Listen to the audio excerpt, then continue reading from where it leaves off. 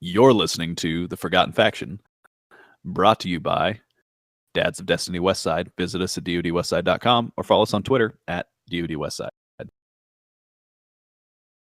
See, that's it. That's all you got to do. It's easy. It's that easy.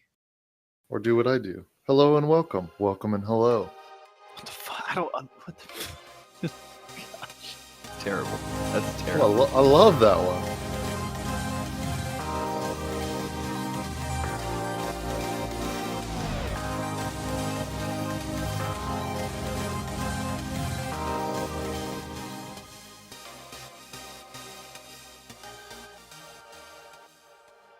Oh my gosh.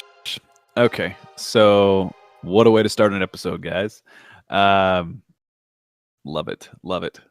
So for those of you who are expecting to hear this episode on Saturday, we are sorry due to some technical difficulties and the fact that system screwed. No, I'm just kidding. He didn't screw it. We had some issues with the bot that does our recording.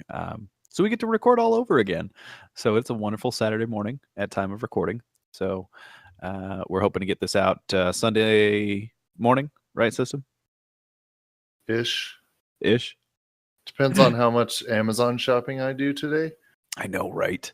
My lady got a substantial raise recently, pretty much enough that I could quit my job, and I never quit my job. There you go. And so, we're talking about, buying a bunch of stuff we need for the house, and the list keeps growing. It grew. When you have doubled. The money, it just keeps growing, right? Well, there's a lot of things we need around the house. We desperately need a new couch. She's had the same couch for almost 15 years. Yeah, it's time to get a new couch, bro. Yeah, I mean, it's time to get a new couch. So, we're talking about that. I need, she brought it up. I'll finally get my Elgato. I need some better XLR cables for my mic. So, little stuff like that. I need a new mouse. A new faucet would be nice in the house. Because my really, really fucking expensive faucet has started leaking in a very odd place.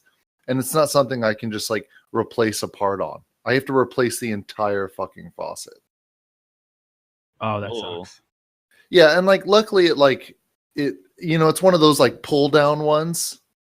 And so it's leaking at the head. So I don't have to worry about leaking under the sink or anything like that. So no big deal. But it's just kind of one of those annoying things that it doesn't spray everywhere. It just kind of drip, drip, drip.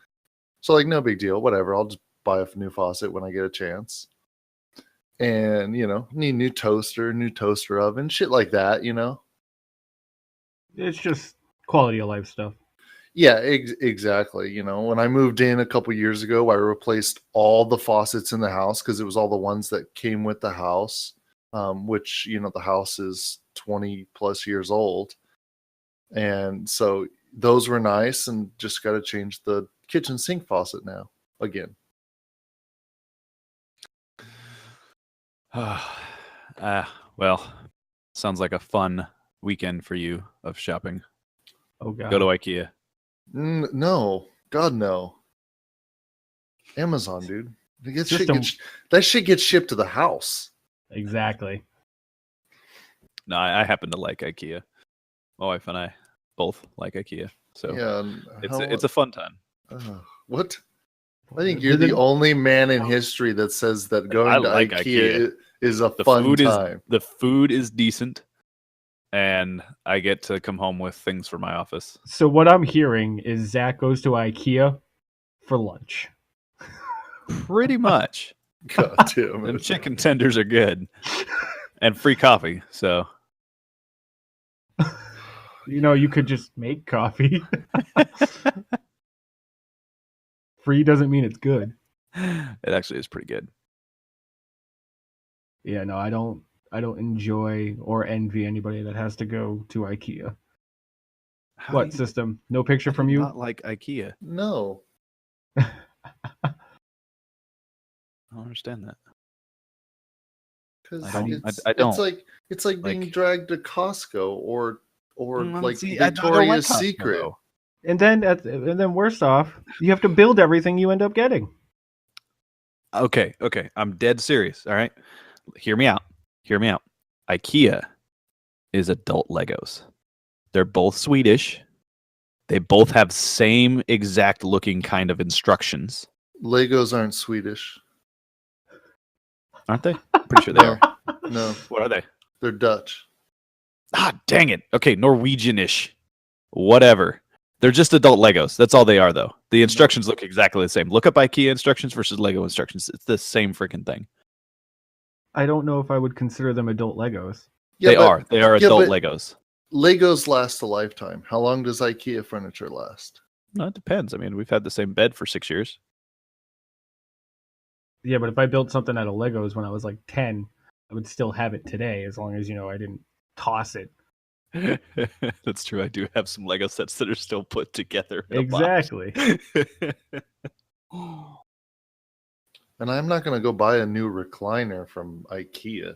Oh, dude, their chairs are the most comfortable chairs. Oh my gosh. So comfortable. I'll give them, they have like decent office chairs. Well, their office chairs are awesome too. IKEA office chairs are really nice. We just got a couple But, of work.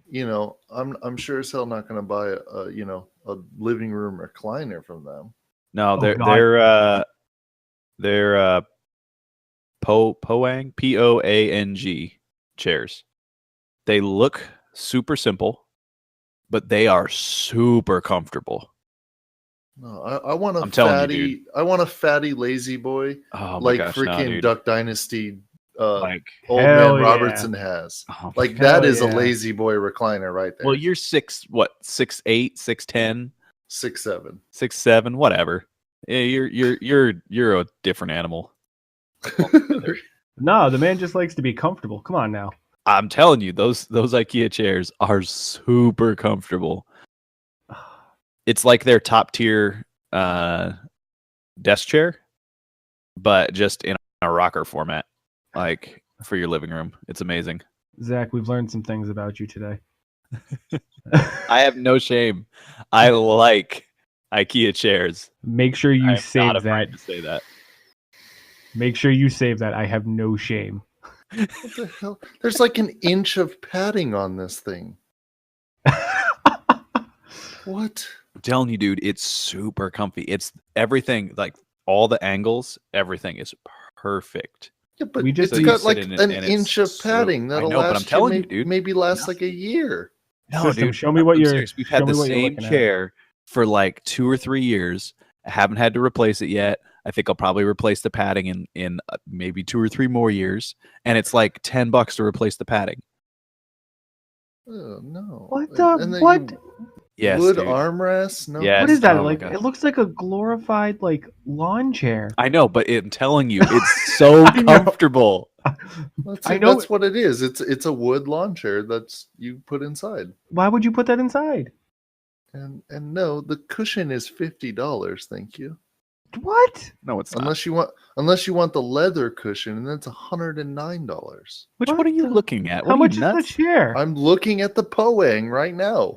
Which Oh yeah, one? he's right. It's $50 for the It costs as much The as whole chair is Zach. $50. No, Well- like right. The cushion itself is No, it's not. legit. Yes, in the ottoman No, it's cushion. Yes, it is. I'm looking Zach. at. You must be looking at the wrong one. Dude, no, dude, I'm sharing it to you right now. Okay, share it to me. Like you are, bro. I put the can- link in chat. Look at that. Poang chair cushion, $50. What is? I can buy a new That's the right chair. one. I don't think there's no way because the base model is $80 for the boring Ex- the whole chair. Right. Because the chair- exactly. Because the chair itself isn't that expensive. It's the cushion that you're It paying is for. it is super comfy. Like I'm telling you, dude, like it's super comfy.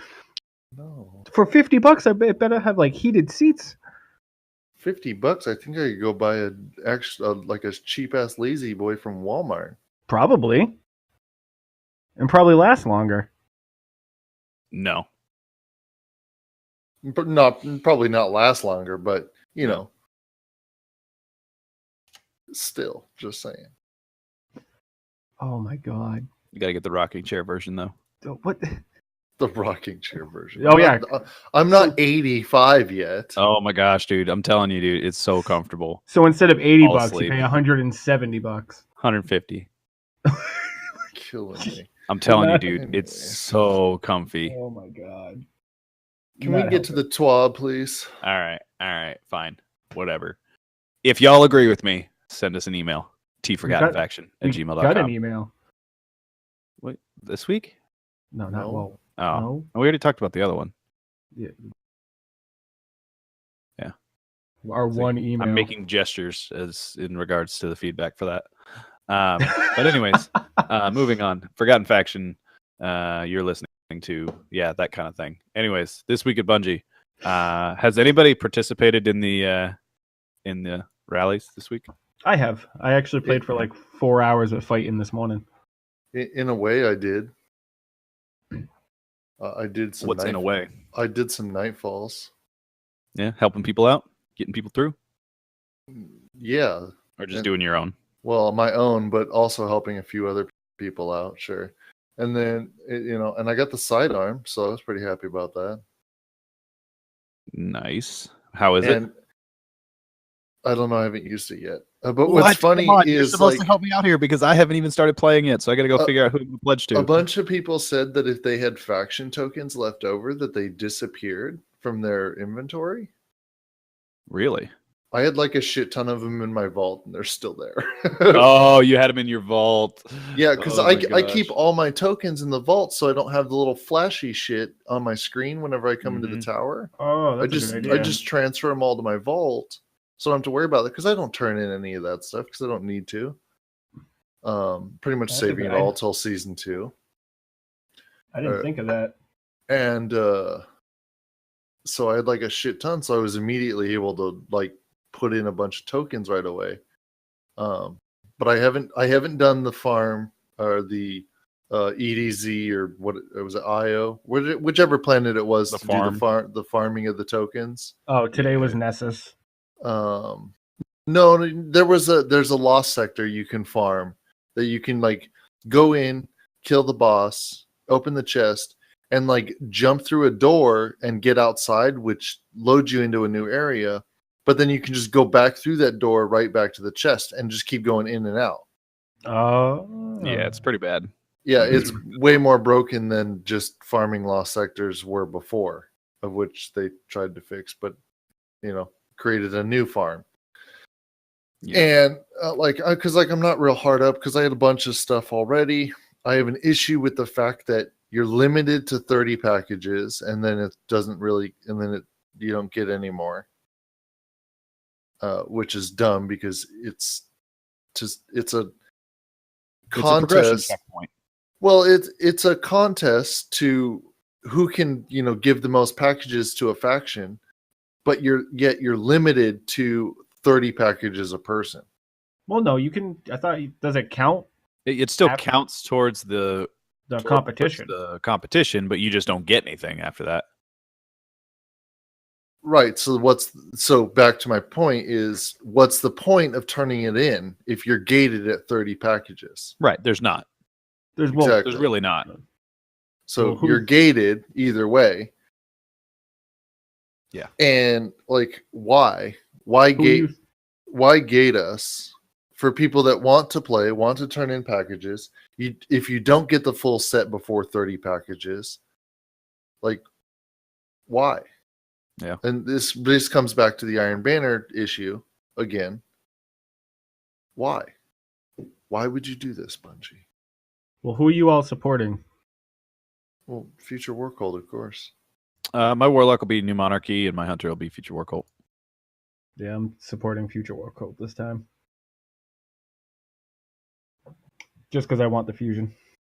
I want that sidearm, so I'm gonna go for it. And I still have I need more New Monarchy shaders. So I'm wondering if Dead Orbit's going to win again, though. No. if they win again, it's broken, dude. It'll prove that, yes, everybody loves Dead Orbit, despite the fact that they have the shittiest reward. Yeah, no, this Yeah. time it's not a good reward at all. But I'm pretty sure next time New Monarchy will have something that everybody wants. I'm assuming. And if not, then we know Bungie really hates New Monarchy. Oh, that'd be funny. That'd be really funny. Well, they gave him a sword this time. I mean, come on now. It's terrible. Yeah. So, anyways, faction rallies going on this week. If you're listening to this, hopefully we get this out on Sunday. You still have a couple more days before reset, since reset's gonna still be. It's still 1 a.m. for now, but that brings us to the next point: is it's changing. Oh. And yes, I'm totally skipping the other. Yeah, I'm like, you're skipping a shit ton of shit, but whatever, that's fine. Whatever. We'll just move right into it. We'll just go to it because this is what everybody wants to talk about, anyways, or at least everybody's happy about. At least that I know, because we're all Pacific time, are happy about. Even the East Coasters, I think, should be happy about this. Yes. Not really. Well, I'm not, at least. Why are you not? Because I usually play when I wake up at like 4 or 5 a.m. before I go to work. Now I gotta wait for reset. Well, that's what I'm saying. Like, it gives you extra time to get things done before reset. Sorta. But it also starts it later, so it's not really much of a difference. Like, that puts a reset to middle of the day for East Coast. Dude, that's right. Exactly. Right, so if you get up in the morning, you're like, oh, I didn't get to finish this yesterday. Well, I still have till noon to get it done. If I haven't finished something by Tuesday, there's a problem. And Fine. Tuesday, a normal person's not gonna, play, Tuesday morning. They got to go to work. Yeah, everybody's gonna be sleeping. So, like, what if for some reason I didn't finish the raid or what have you? Who am I gonna pull on at 5 o'clock in the morning? That would be 2 a.m. for you guys on a Tuesday. Y'all are a bunch of negative Nancys. What the fuck did you just say? Negative Nancys. Oh my God. Sorry we can't all shop at Ikea and get our free coffee. God. But like, seriously, so like, I think it's a good change. Like, I'm gonna like it because I get up at 7 a.m. and it would be nice, like, before I go to work, to like, oh crap, I forgot to finish that, and go get something knocked out real quick before 9. But seriously, if you forgot something, you are seriously lacking. But one good change. But it also means trials should go till 9 a.m. on Tuesday, which means I can get up in the morning and run another card. If people are awake or ready to play. Well, no, people will be on. I mean, you'll just probably be playing with, different people than you normally play with. But one good thing is for, like, YouTubers. They don't have to stay up till 2 a.m. to do their videos. They can get up, at a normal time for a reset, do their videos, and get them out. So that's good. That's a good change for them. I'm sure it'll change people's schedules, like Tefty. Like, Teft, his entire stream schedule for the last few years has been based off of Friday nights getting on to stream. So when Zur arrives, he does his Zur stream and video and then gets off for the night. Well, that's going to change. Like, he's just going to do regular playthroughs and whatnot. And then either stop doing Zur videos or be late to his Zur videos. Yeah.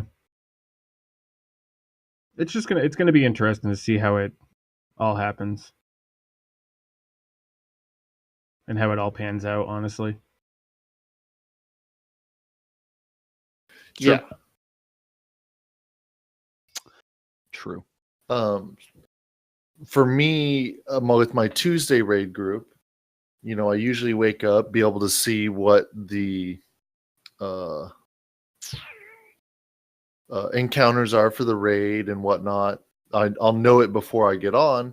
This time, now, because we start at 9 a.m., I'll now know as it changes, and I'll have to learn just like everybody else when reset changes. I mean, in some aspects that's good, but in some aspects it's not good. It depends on how you play the game. I kind of like to know what I'm getting into before I get Exactly. into it. So if you're one of the people that rather would know what they're getting into, it's going to be kind of shitty for you. But if you're one of the people that likes to be surprised, then awesome. Have fun. But like, I get why they're doing it. The biggest thing is the fact that um,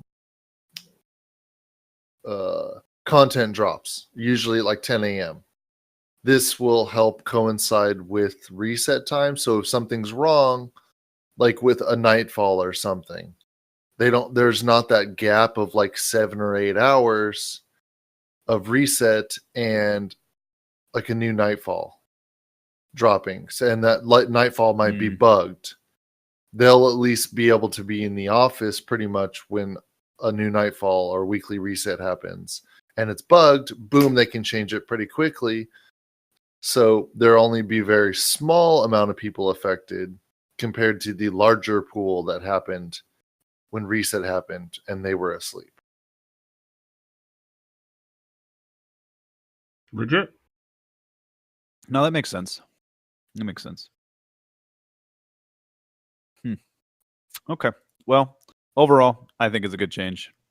And that's the important thing they talked about this week. They also talked about a few other PC support patches, a few little bugs here or there that they're squashing.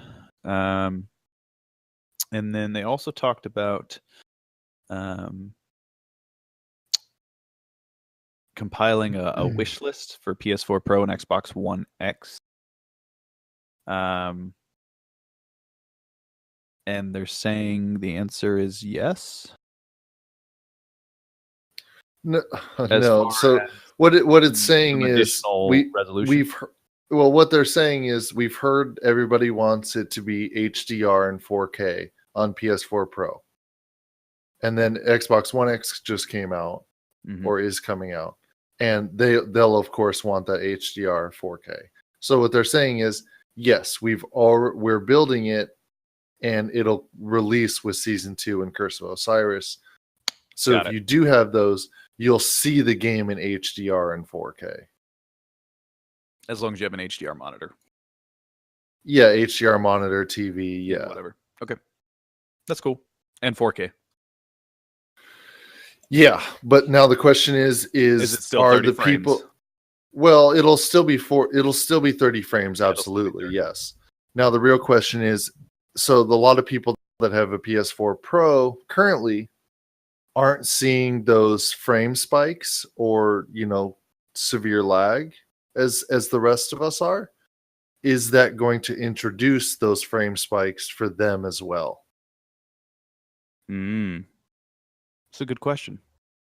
Because I'm pretty sure I'd rather have a PS4 Pro and not have to really worry about too many frame spikes that we, like regular PS4 owners, do. Then, I mean, sure, you could turn off the HDR and 4K, I'm sure, if it's becoming a problem. But will you see that just as bad as the rest of us now? That's a very, very good question. I guess we won't know until we try it. But that's none of my business because I've got a regular PS4. Same here. I'm thinking that maybe I need to get one since I need a travel PS4, right? And then a games case. Why don't you just buy a PS4 Slim and it's even smaller to carry around? Yeah. Because either way, it's going in the briefcase. So yeah, but it's cheaper. yeah, but then I get a PS4 Pro out of it. But you're still spending an extra $200 that you don't necessarily need to spend. Yeah, I don't know. But hey, it's your money. Do with it what you will. Unless you're going to keep HDR TV. Unless you're going to keep the Pro for home and then just have the other one be your travel. Well, yeah, that's what he's saying. But that was the idea. It's an extra $200 that you don't necessarily have to spend. Yeah. Yeah. Well, and then neither of my monitors or TVs are 4K or HDR, so I'd also have to make an investment there. So that's even more money that you'd have to spend. Right. And I don't want to replace this 80-inch TV, so it'd have to be the one you just got for free? Yeah, the one I just got for free. Yeah. I don't want to replace it. I like it. I'm going to leave that for a while. I God. think mine are 4K capable. I don't know. I got the box that I've had these monitors. I've had at least one of these monitors for like years, like 2 years now, and I just got a new one, and I still have the box sitting right next to me. Well, I know mine's. I'm really bad with boxes. Oh no, dude. So am I. I completely understand on that one. Yes, it is 4K. Yeah, I was gonna say I know one of mine is, but I'm not buying a new PlayStation until mine craps out. And I just realized that this box was printed with soy ink. What the fuck? What? It says ink. it What does that have says to do with on the anything? side of the box, printed with soy ink. I'm just saying, I just noticed it. All right. Anyways, we're gonna have a new special event called Clarion Call, which is gonna be a double XP event, double XP weekend. Yeah, just a weekend. 17th through the 20th. Yeah. So that's basically what they've been doing in other games for at least this time around. It's something that they do in Call of Duty all the time. Something they do. It's just to bring people back into the game for a busy weekend. What's funny though is like Call You of have to be Duty, in you're class. like constantly earning XP. There's no like level cap, right? Yeah. So, but Destiny, Well, there yeah, is prestige. But yeah. right, but you keep going. So, but Destiny 2, you can only earn so much XP, and then you're capped, and then you start earning XP for bright engrams. So Right. it's So if you wanna- essentially a way for people to earn twice as many bright engrams as they were before, so they can catch up to the people like me who have all of the microtransaction stuff already. Yeah. And that's pretty much all it's for. Yep, that's literally it. It's to bring in the people who are far more casual and say, "Hey, come play a lot this weekend because you're going to get more rewards this weekend." That's literally what it is. Yeah, like if it was like D1 where you earned XP for faction rep, That'd I be know, right? different. then that'd be Yeah. great. Mm-hmm. But it's a token system now. And because it's a token system, again, it caters to the casual. It's just it's Yeah. kind of silly though. Like, But you also have to be in a clan, so For this you got a one. lot of yeah, casuals for well, this one, in yes. particular, but a lot of the casuals aren't in clans, so that's kind of defeats the purpose. I don't know.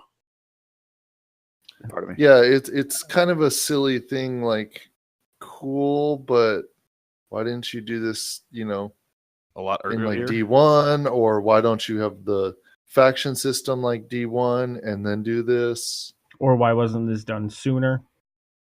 No, I can understand sooner because it's the last bit of the season for season 1. So they're giving that last little chance to catch up on Bright Engram junk before that inventory changes, and there'll be a bunch of new stuff that you can grind for. Yeah, no, I can kind of understand. But it also promotes you not having to worry about grinding for bright engrams and stuff in season 2, because you'll know that a Clarion call is going to come, and you can just earn all that stuff later. You can just grind it out for a weekend and earn all that junk. Or for people like us, it's just going to give us a ton of bright dust to go and use when this season 2 comes out. Well, I already have a shit ton of bright dust because I get packages all the time. So I've got, a couple thousand bright dust. And Yeah. I think Raven has like over 7,000 bright dust, he said last night. Oh, wow. So, like, that's crazy. But like, season 2 rolls around, he'll be able to buy everything every weekend because he'll constantly be getting bright engrams. And, the bright engrams include the, bright dust packages inside of them. So he'll just constantly be earning more, kind of like our legendary shards currently. yeah, legendary shards. We need something to spend those on. Which, they did say that they were adjusting that. Cool. Yep. It's good stuff. I'd like to see them update that sooner than later, but I think it's going to be later than sooner. Nice, Zach. Most likely. most likely. Yeah. So, anyways, the only other major thing they talked about in the TWAB this week was guided games, and they discussed they had a few bugs here or there that they wanted to fix, and a few other things that just weren't quite working the way they thought they would. But to be pretty frank, none of us have done it. So guided games is kind of pointless since we're already in a clan and we have a ton of people to get through content that are already in the clan. So we haven't really reached out much beyond our own clan into the guided games realm because it's not really necessary. I mean, right now we're struggling just to get everybody we have through the content, much less people who aren't in the clan. So with a big clan like ours, it's not There's no really, incentive. Yeah, there's not an incentive there for us. I don't know. What do you guys think? Are these changes going to really affect us at all? I don't think they'll affect us. I mean, they'll probably affect a lot of, like, your casual clans a lot. Your clans with 10 members? Yeah, your clans with 10 members, or your full clan that you've had a lot of activity drop off, that you're stuck right now, that you can't, if you're a full clan, you can't do guided games. Because the point of guided games is finding new clan members. So they locked full clans out of guided games because there's no point in doing it because you don't need any new people. But those clans have had a lot of activity drop off because, people either aren't as interested in D2 as D1, or life keeps them busy, so they can't play it as much. And so, that's a good change that full clans can now guide. And,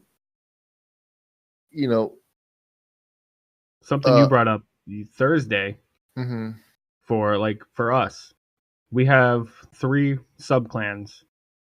We all can't, if say you, me, Zach, I'm trying to think of somebody that's in Rogue, one of the Rogue guys, and however we're dispersed. If there's 5 of us, we can't, as of right now, we can't go into guided games, and I don't know if that's going to change. Well, they have mentioned that, and that when they got rid of the alliance system, they said that they were looking at a way to bring that back, and that's most likely tied into guided games because they need to be able to bring that alliance system into guided games so that me and somebody from Prime could do a guided game Nightfall, or like you said, 3 or 4, 5 of us from all 3 different sub clans could do a guided games raid, and that would be included in the alliance system when and if they do bring that back. But they have to program it so it goes, okay, guided games, you're not all in the same clan, but we see that's part of the alliance. And this is kind of something that they're talking about with the why isn't there checkpoints? Because checkpoints would also mean that when you're matchmaking for a guided game, if you have a checkpoint, it's trying to matchmake you with people that also have that checkpoint. So that would make matchmaking take even longer. And they're trying to find the best possible matchmaking with the best possible network stability right now. That's more important to them. And they said that they're working on being able to do a checkpoint style system, but it's all about that balance of matchmaking time, because it already takes quite a while, especially if you're that solo player looking for a team. It can take a couple hours, and that's pretty shitty. So they're first and foremost, they're trying to get that matchmaking time down. Yeah. Is it taking that long because there's no people doing it, or is it taking that long because their system is just slow? It's their system. Wow. It has a lot to do with their system. That's rough. And it is rough. And that's why they're adding an audio cue so that when you found a guide, So like you can walk away from your PlayStation, you don't have to sit there staring at the screen. It'll just Oh my ping you God. in your ear. And like that's pretty lazy, but like it's a cool little feature, but like that's just lazy. Okay, that's just admitting, hey, we know it takes a while. Go make a sandwich or do something else, and we'll ping you when you found something. Yeah.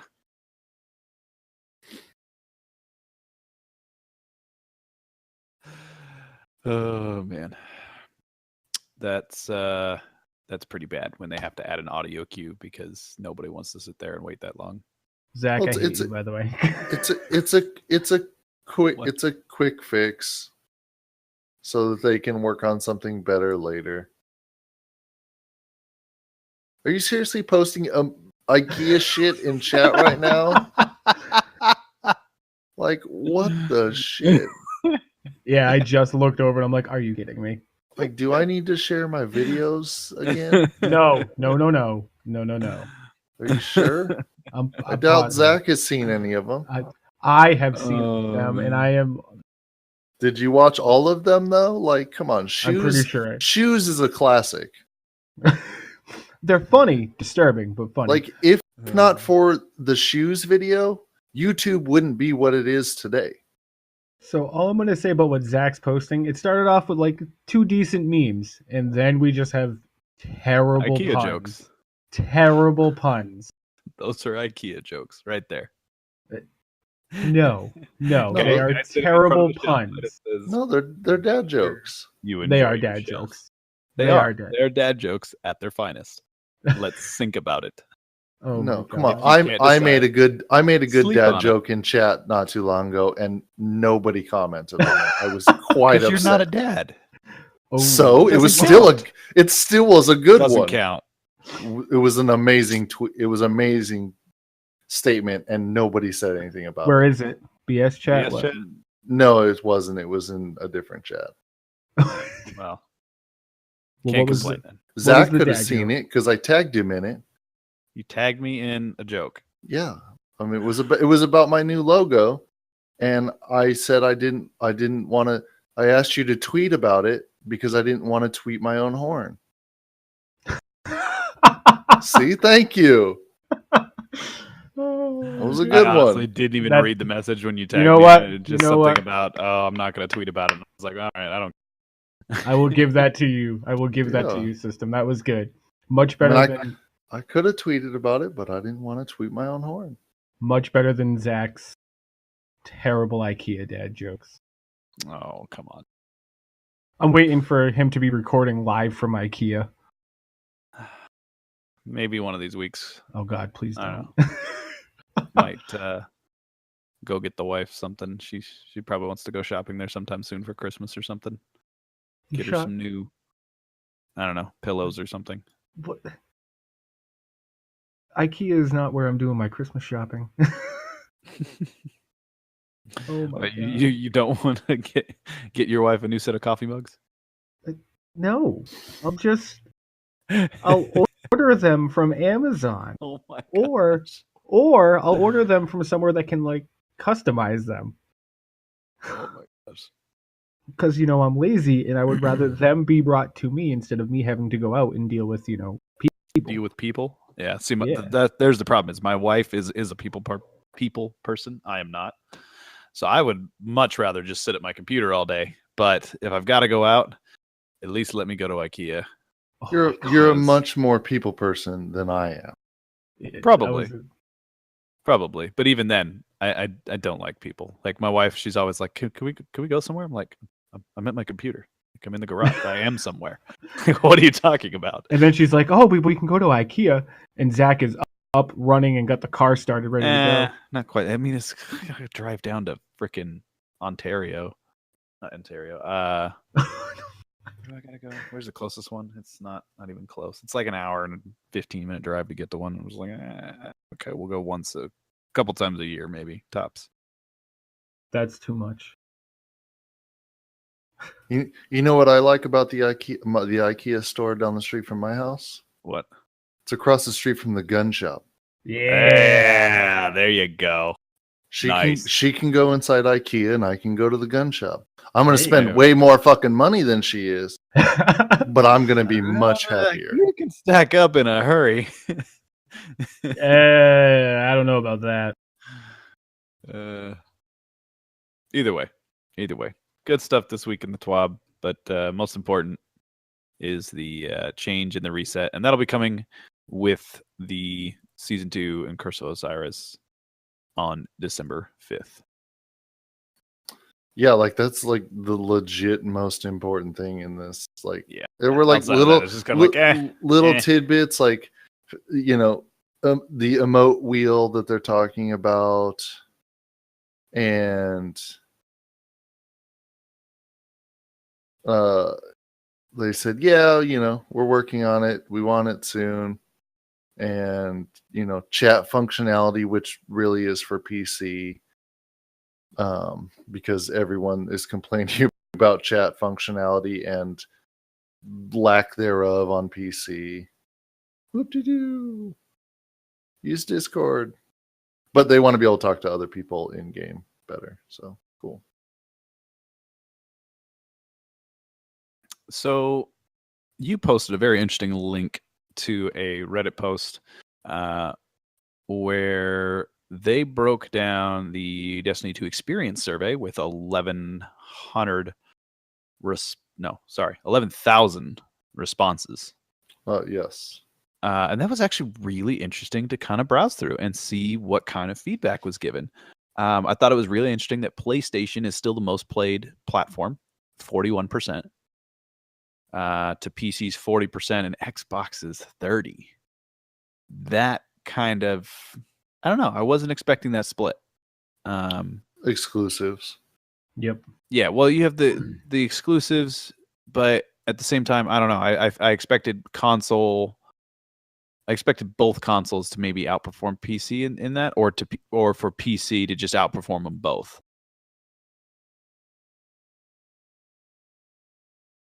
So it's about what I expected. Xbox has a smaller fan base in general. And then, you got the Xbox PC crossover. And then, play the Sony fans. There's a lot of Sony fans. Yeah.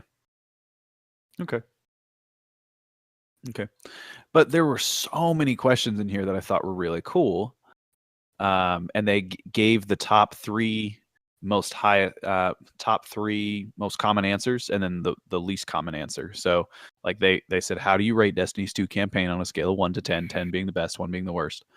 The most common top 3 answers were 7, 8, and 6. And then the least common answer was 1.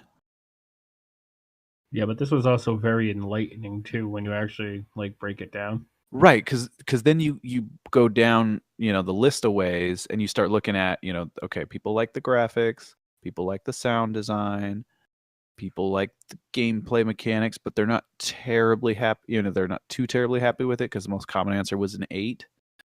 Patrol areas got a 7. And then you get down to customization options. Right, so then you started kind of going down the list here, and lost sectors get like 7 and 6. The raid got an 8. That's expected, I think. Yeah. Though I don't know how Destiny 2 Destiny 2 PvP got the most interesting response, which was 7 and 1 and 5 for the top 3 answers there. And I was just like, yeah. And the least common answer was 10. That's not surprising, though. So for a total average of a 5. So it's like, we don't really like it. I think it's the answer there. Because, and if you look at the average responses too, I think that's also very telling. Oh my God, yes. It's a 5. Yeah. It's at a 5, flat 5. And the social spaces were at a 5.4. Strikes were at a 5.6. Let's see. I think one of the best is rating Destiny 2's customization options. Yeah. They've one got first place with 2,300 votes. Second 20% of the vote. got a 3 with 1,500 votes. And 192 people gave it a 10. It's awesome. Yeah. Yeah, that's it. Like I said, it's very Well, telling. no, but even better, Destiny 2's Endgame. Yeah, no. 22%, 2,600 people voted. It got a 1. And then 3 and 5, and only 111 people gave it a 10. So for an average of a 4 average. Like, that's bad. That's really bad. Yeah, So Endgame and customization are garbage. Yeah, and then like they did a bunch of comparisons between D1 and D2. You know, which Taking expansions did you like the best? yeah, Which... Taking King overall out of all of these comparisons seems to be like that was where they did the best, was Taken King. And anything related to Taken King, except for the Archon's Forge, Court of Oryx, Adventures, Lost Sectors. Like Archon's Forge got like the most votes, which surprising to me. I hated Archon's Forge. I hated Forge. Thought it was a dismal experience. That's why I never got that stupid fusion rifle, because I hated to grind it. Well, it was, to me, it was Prison of Elders in a social space. Yeah. Which is exactly what it was. I mean, it was almost identical. But of course, Vogue won Best Raid, of course. By a landslide, 2,000 votes. And Taking King Crucible, we all remember that meta. And Control, of course. Destiny won Iron Banner by 5,000 votes. Well, the one that's mind-blowing to me that I really liked was which weapon system loadout do you prefer? Primary, secondary, heavy, or kinetic energy power? Yeah. 65%. Well, if you look at primary, secondary, heavy. Look at which game has the best gear. Now that is a huge... Well, I think most people voted that way for best gear because of random rolls. Oh, yeah. Yeah. Despite the fact that there were only a limited amount of weapons, it was the rolls that changed each weapon's effect. Everybody hates double skirmish? What? Yeah, dude, that's atrocious. Yeah, what? Terrible. Yeah, dude. I love double skirmish. It was so much fun. But you also have to remember that probably 3/4 of the Destiny Reddit are PvE players. Mainly. And then the other part are PvP only people, and then a bunch of the mixture. But most of the Reddit has always seemed to be focused PvE. Best gear. Wow. Yeah. Holy crap. Like, that is telling, if anything. Same with the end game. Look at the end game. Yeah, well, yeah, that's the end game is the same way. Holy cow! But see, my problem with that one, which game has the best subclass system? Holy crap! My problem with the which one has the best end game, that I think should have been vote. Well, there should be another vote once we actually get through all of the Destiny 2 content, because Destiny 2 is still. Yeah, like the stats are also skewed from a game that's just, because one of these games is just starting. The other one is complete and 3 years deep. So, there's that love of 3 years of full content, whereas this one is just barely out in its infancy. So you have to take that into account. And I'm sure, Cosmo saw this, and of course they're going to talk about it internally. So they're going to take that into account as well. Yeah, and that's the thing. So there's a couple of things here. Like, yeah, that the which game do you like the most? You kind of have to just throw that out, because that's really not a good vote. But things like the customization system, the gear, the events that they like the most. I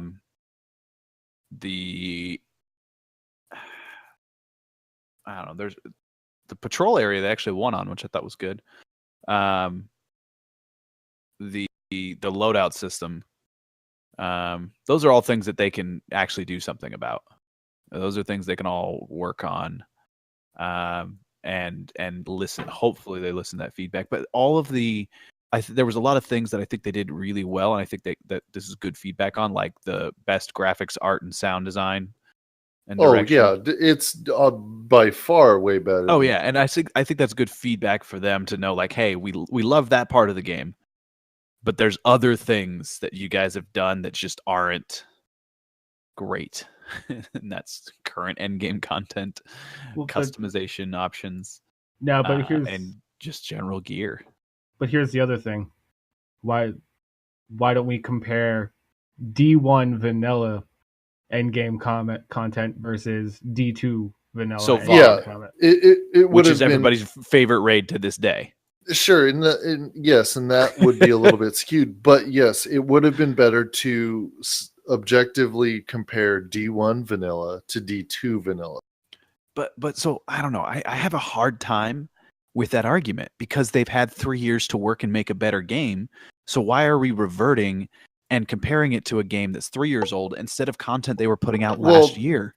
And that's what I'm saying is, like, if they did this survey only about D1 vanilla without the expansions to D2, that would have given a better response. Oh, completely. Right, they would have scored better, but the thing is they should really be comparing this to year 3 Destiny 1 to the start of Destiny 2. Yes, this is a fresh game, but it's not like it's a different developer. It's the same developer. It's the same guys who put out Rise of Iron. We had the same, same programmers. It's but somehow we got a completely different game that it feels like regressed in many ways.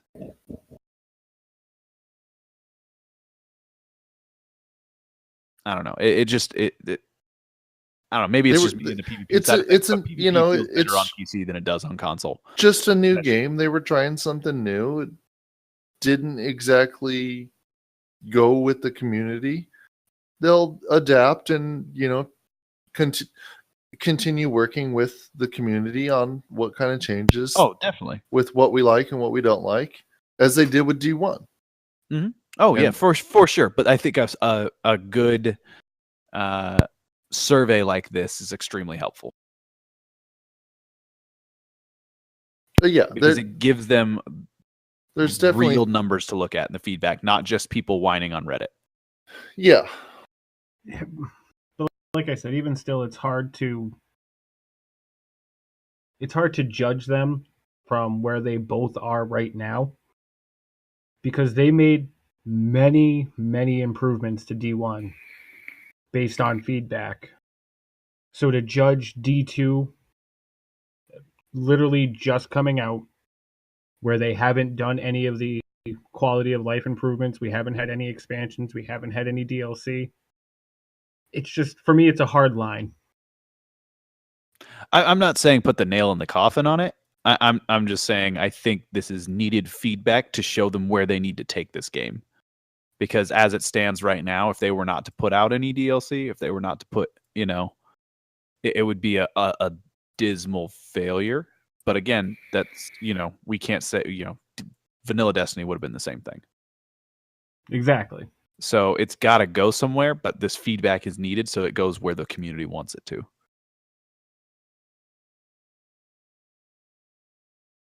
That's fair. I would like to see... I don't know why so few people voted for Double Skirmish. Oh my god. Because it was atrocious. That's why. It was awesome. I would like to see them put up a survey like this in the actual game. They will. Because they wouldn't, but we're only looking at the views of roughly around 10,000 people on Twitter.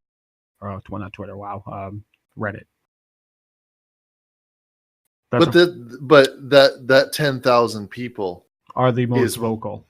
Well, they're the most vocal, but they're hardcore. They're the most hardcore, the most fan base that want to play the game as much as humanly possible. Right. And so in relation to us as podcast crew and others who might be listening, odds are if you're listening to this podcast, it's because you like to play the game a lot. then that's going to be you too. So this is good that it's on Reddit to a certain extent. I mean, maybe a simplified version. And the thing is, to go in the game, it would have to be much simpler, and there would have to be prerequisites like having actually played D1. For all the people who just bought D2 and they never bought D1, how do you isolate them out of the game, out of the stats, to make sure that they're not skewing it and saying, "Oh, D2's amazing, D2's perfect," when they've never experienced D1? Well, they probably wouldn't have voted on it anyway. They would have been going through and seeing the comparison. Those people can't compare objectively. Exactly. And if I remember correctly, there were like points that you could say, "Hey, I didn't play D1," or I didn't. Yeah, there was a question. I didn't play D1. I don't know. So there's going to be that will skew overall data, and the guy who does these is really good about doing that objectively. That's good though. Yeah. I just got really hungry. What? I just suddenly got really hungry. I don't know. What? What? Okay. But anyways, moving on. You want to talk about this Italian interview? Well, I think it was a pretty good interview. Google was taking forever to translate it, so I couldn't actually read it. Didn't want to. It was giving me issues. I think you need a better computer. It's not my computer. Get out of here. Well, I'm using my laptop that's like 5 years old now, and it's Chrome. It's not. Yeah. Oh, gosh. What do you think I'm here? on? It's got a ton of it. A ton of the content is still in Italian. How many extensions do you got on your Google Chrome, dude? I don't know, like 2. What? No way. You gotta have more than that. I have one. I've got it's dim. Uber Conference and Google Cast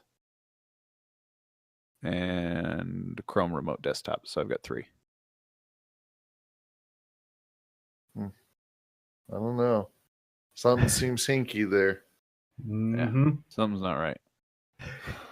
Anyways, what does it say? Tell me about it. Please read it to me. It's on. We're going back to Mercury. We're going to be able to go in the lighthouse. Yep. Brother Vance will be our main NPC and vendor. There'll be some like teleporter that will take us straight to the Infinite Forest, which isn't like which we're learning in this interview isn't like an actual place. It's a Vex simulation, which is kind of funny because we've been talking about the Vex simulation for years. It's a legit Vex simulation, so which means it lies outside space and time. We're kind of plugging ourselves into this thing where we're. So it's the Matrix. Kinda. That you teleport into. So it kind of makes me wonder how death will work in there, because it won't work in the same instance unless, which also brings up to the point that they're simulating it, so your ghost could still theoretically res you in the same way, or will it be more like if you die, you've got to start back at the teleport? So like the entire thing will be a darkness zone. Yeah. I'm also wondering what they're going to do lore-wise to have that included. And like what aspects that will give us and how it will explain things. Well, and they mentioned that, I believe, in later in the so we'll touch back on it. Some of this is translated a little weird because, yes, it is translated from Italian. But we'll get missions straight from Mercury, and then we'll go into the Infinite Forest. We'll delve into why Osiris was exiled, what he's been doing since he's been exiled. Because he's part of why he got exiled was he was looking into the darkness and the Vex and how those correlated.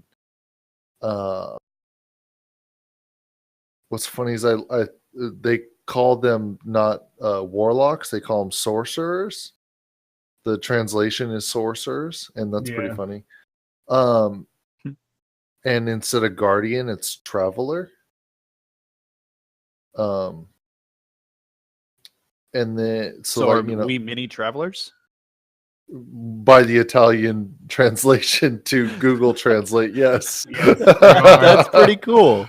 I always love looking at stuff translated like this because it's funny how it translates things, how words don't always directly translate into English.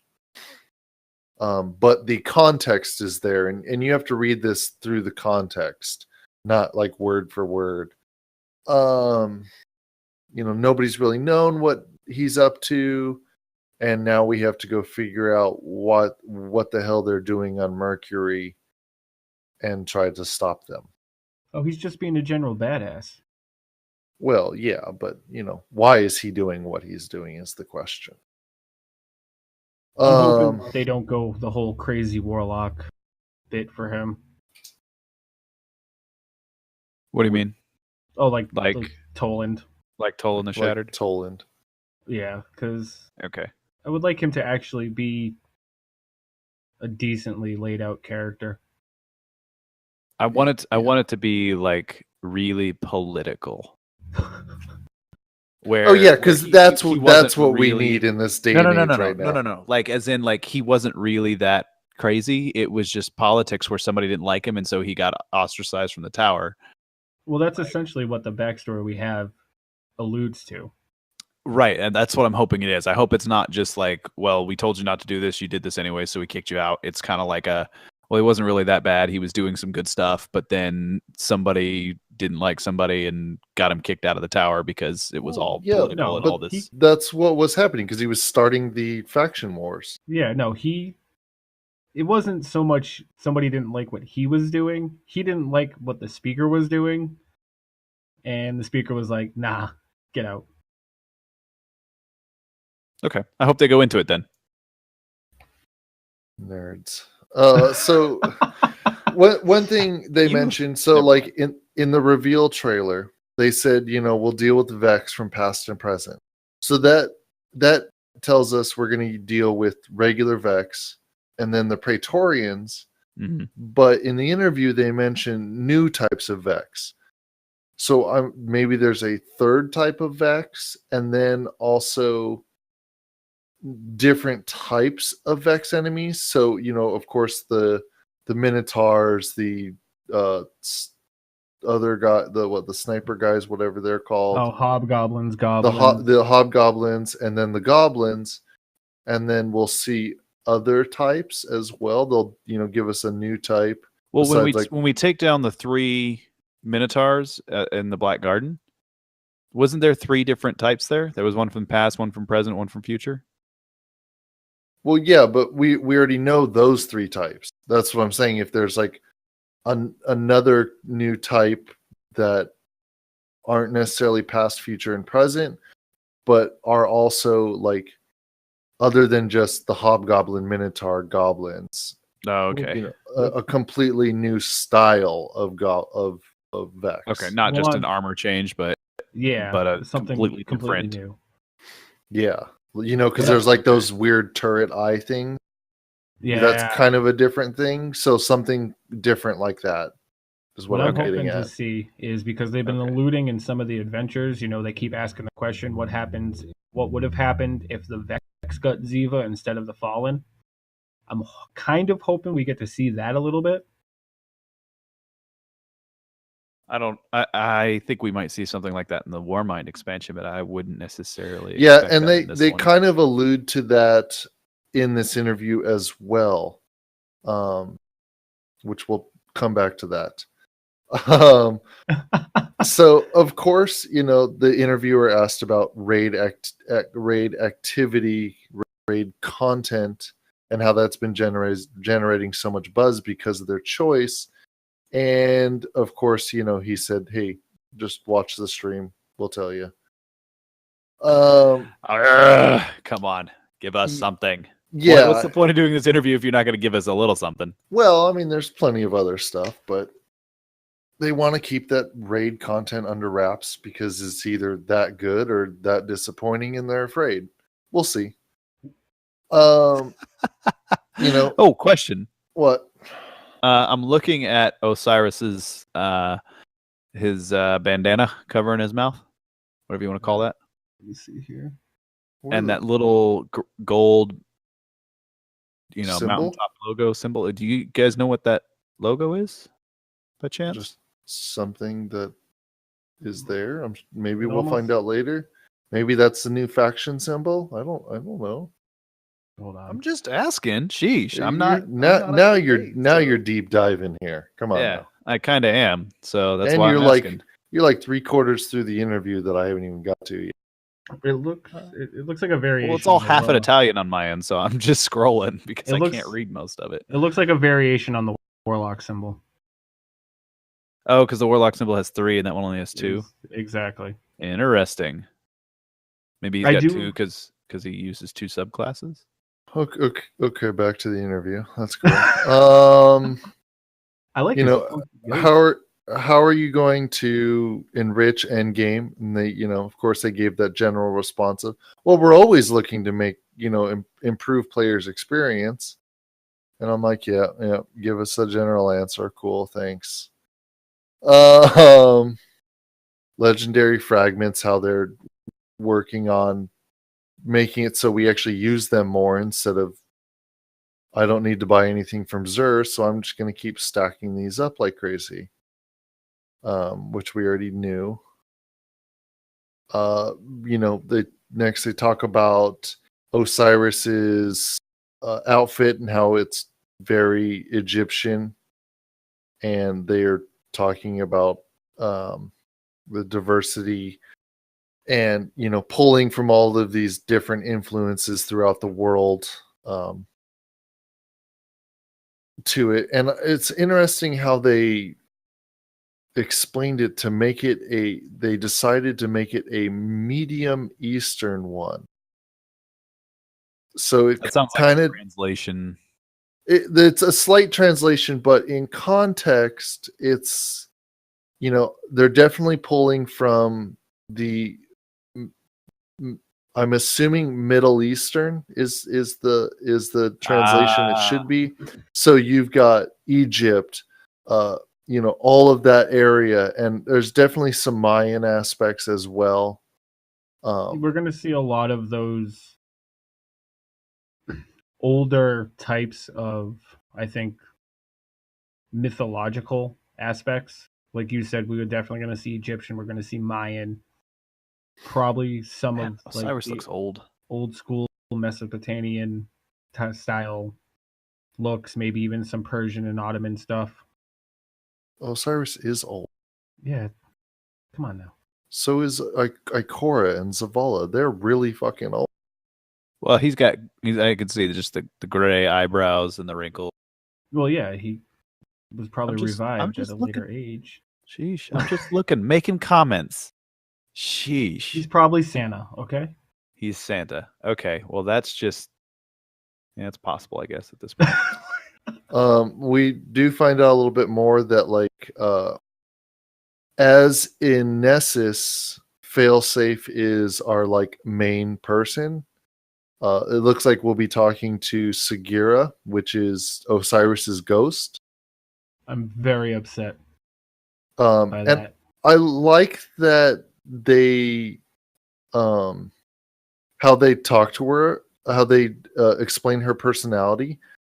Like, she's more different than our ghost. She's a little bit more insolent, strong character, loves to express her opinions, kind of like Failsafe does.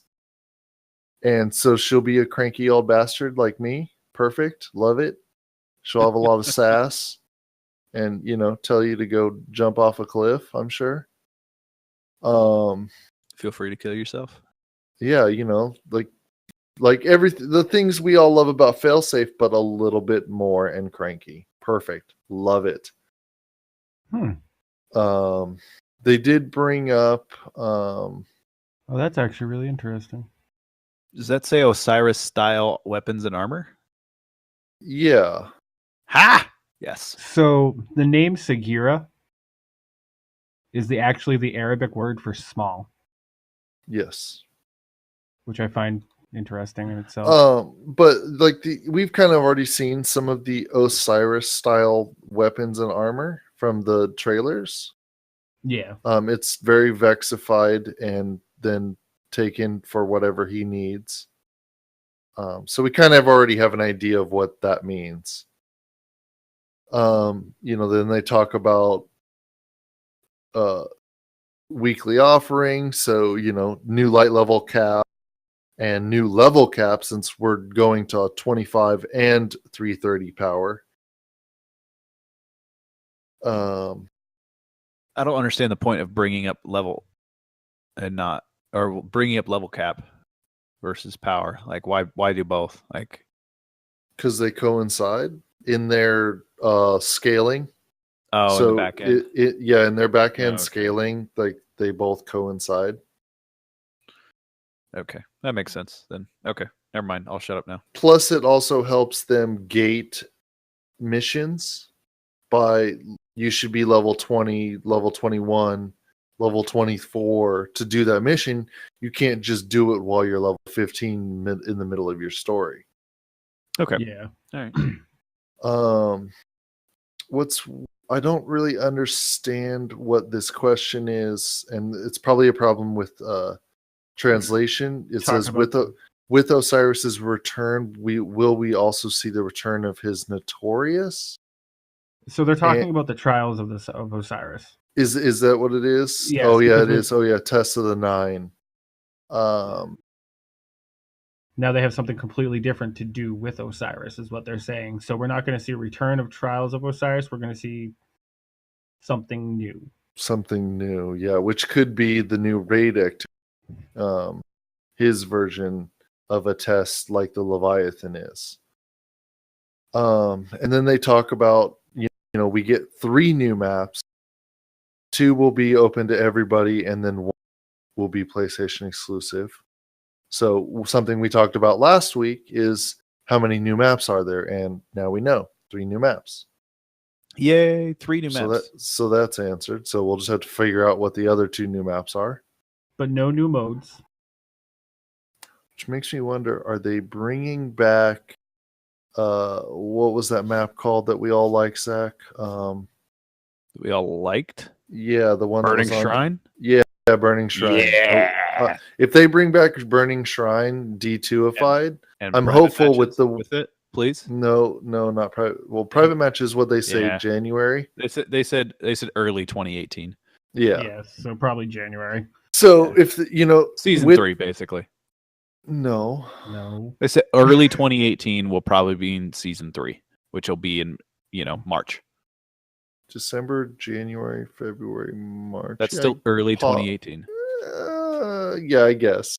But I'm pretty sure they'll bring it back sooner than that. But unless they drop it on us for the dawning. No. So I love when we throw out these ideas like, oh, it could come here. Like, no. Just no. So with what I'm trying to get at here is with the way they brought back Shores of Time and the improvements they did on Shores of Time, if they bring back Burning Shrine, man, I can only imagine how much better that map. Oh, like that map was pretty good in itself. Mm-hmm. But to bring it back D2ified and much more balanced, oh man, that map can be really good. Question: will they make that map bigger or keep it that small size that it was before? Because that was a good small map. I hope they keep it small. I don't want them to expand it. They should keep it small, especially since it's 4s. 4s, yeah. And there's no way to do 6s on that map. Like 6s was insane whenever you get that map. But I think that map in its original size would be good for 4s. It would just have just the right amount of chaos. So then this brings us to other things that I've shelved until now. The story told in Osiris is part of a larger narrative arc, or is it an episode for the most, and just be kind of self-concluding? And then he answers and says, no, we've hinted at it during our story of D2. And it'll also kind of lead into the next DLC. Which is good because, taking, like, sure, Dark Below kind of led into Taken King, but I think that was more of an afterthought. Whereas they're actually designing this for each one to lead into the next. So it's this continuing story. Each DLC is an episode in the Destiny 2 season. Yeah, the Destiny 2 storyline. Yeah, exactly. Whereas, Rise of Iron was definitely an afterthought. Taken King was kind of an afterthought. House of Wolves had nothing really to do with D1 at all. They weren't really connected. They were stories in that universe, but they weren't really connected in a train. Yeah, exactly. And like they connected them by lore and shit that you couldn't really see in game, whereas this is all leading to each other. Yeah, it's no coincidence that Destiny 2 we have elements that are already referring to Osiris. Yeah, there's a lot of adventures that talk about Osiris. And so, which brings up your point of Vex Sivified.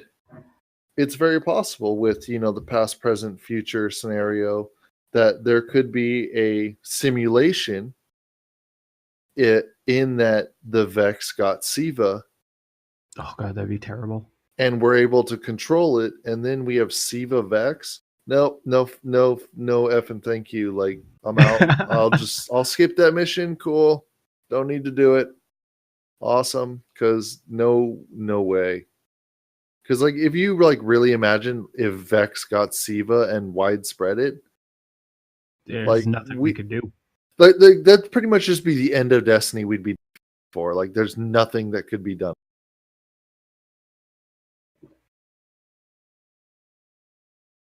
Because I'm sure they're smart enough to do something about it, but like if they really tapped into Siva and like legit mastered it, nobody would be able to touch them. No, they would be able to harness self-replication easily. Well, I guess it comes back to how is Vex built in the first place? Well, they've already said is that it like Terminator style? Because we don't know, because now they're saying the radiolian fluid, or what, I can't even say that word, is not what Vex the Vex. Yeah, the Vex in D1, the theory was, and it was almost pretty much proven, was that the actual Vex milk is like the biological Vex itself. In D2, it's not. They have biological components, but it's not the actual Vex milk. That's what they are. So, which leads into the possibility that Vex are us in the far, far, far, far future? Kind of. And we've just progressed past our bodies? That's kind of what I'm assuming, honestly. And so we're fighting ourselves? Or is it just some mad, crazy dude's experiment that created the Vex because he was so blending humans and machines together that the Vex became one? So maybe the like Exos are the super future. Maybe like an Vex early experiment, sure. So kind of like in Tron, where in Tron 2, where he's making the new world, and then I just thought of the word now. The what are they? IOs. But you know what I'm talking about. God, yeah. Now it's bugging me because I just had the word in my mouth and then it disappeared. Tron 2 wiki. God, no, I can't believe I'm having to look this up because it's one of my favorite movies. But one of the other things that leads me to that point where you said they might be us in the far future. The other thing that it could be, honestly, is in one of the adventures, your ghost actually goes into the Vex network or syncs up with the Vex network, and the Vex pretty much outright say, welcome home, or we want to take you back home. So ISOs. ISO, yeah, thank you. so like the Vex is connected to the Traveler in some way. yeah, so like is the Vex could be like an ISO spawn kind of in a way, as like in Tron 2 was. Like, did they spawn from themselves from somebody doing some weird experiment? That's what I was getting at. It's possible. But then, if that's the case, does that mean that they're similar to the Traveler itself, and the Traveler is just a more advanced version? Giant Vex. Exactly. And then that unlocks a whole nother round of things of why are they fighting against us? So would that be why that Gary spawned as a giant Vex milk monster? Potentially. No, that was Well, that was no, that was him. Foil. No, that wasn't like no. That was him turning into pure light, which looks kind of like Vex milk. It was a lot more creamier colored. And he also had Oryx like wings. So I mean, oh, that's true. Like, do we how spinfoily do we want to get? Not that like you're getting in there. I'm just gonna cut you off there. But, no, my thought process is if you look at what the Traveler is capable of and what the Vex are capable of, they're very parallel. Whereas they both terraform and can terraform planets just in general, but the Vex do it on a much more machine basis. Like it's all machines when they terraform, whereas the Traveler is capable of actually terraforming with biological factors. So maybe they're from the same place but are tasked with doing different things. So maybe they both have a creator and they're similar creators, because the Vex were originally built as builders. All of their weapons are things that they use to build factories or machines, or even terraforming a world to be a machine planet. They weren't essentially weapons. They became weapons when they encountered the Hive. Okay, here's a really deep theory.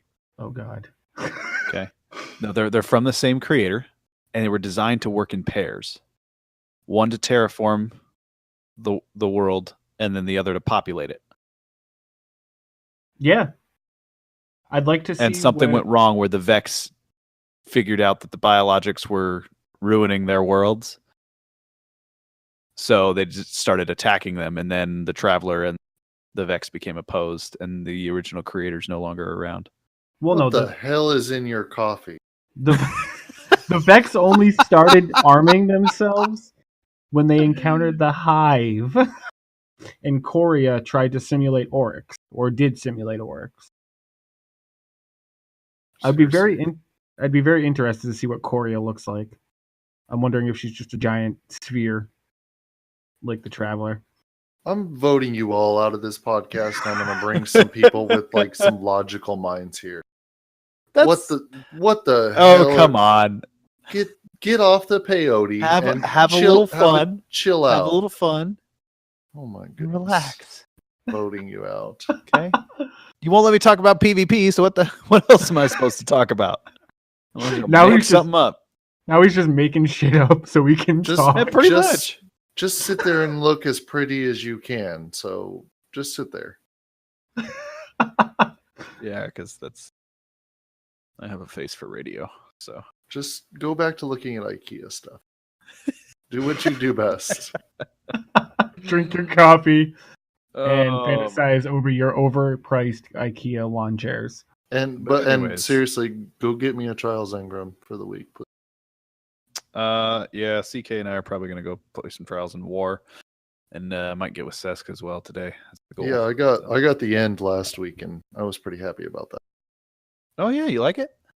I do like it. Yeah, I haven't played with it as much because I'm pretty stuck with what I like, and it takes up an energy slot, which is kind of annoying.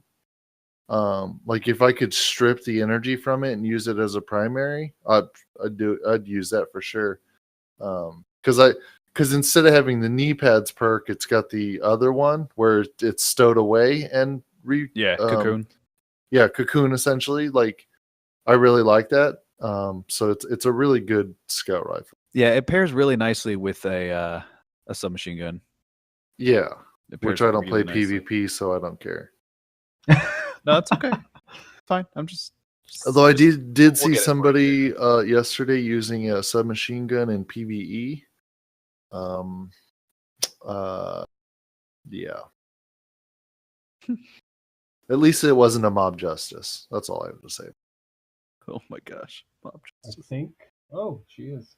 Oh my gosh. All right. Anyways, Blake's playing Warframe. we'll be no news PvP wise other than this week's is trials back on the original map is and it's countdown again. So it's just gonna be auto rifles and multi-tools for days. Possibly. Or Oh, and there's a Nameless Midnight, Wardcliffe's at coil least. glitch right now on PC where if you pop a mini wall up and you grab Wardcliffe's coil ammo and you reload behind it, it gives you infinite ammo. Like by infinite, I mean like 100 rounds. No, like more than that. Yeah, like it's broken. And it's like not even like, it's just ridiculous.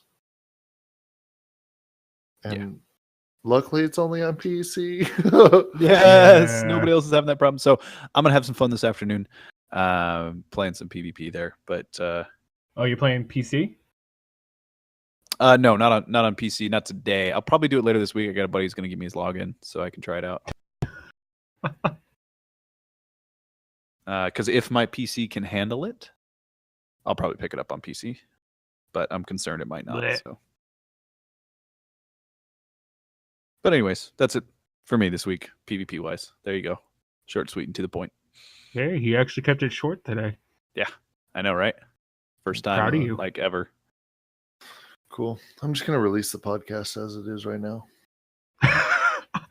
Works for me. Should be interesting. But cool. Did you guys have anything else you want to talk about this week? Nope. Nope. Okay. Well, that was fun. Chatting about. Listen. So this one's going to be titled the one about IKEA. IKEA chairs and bin foil.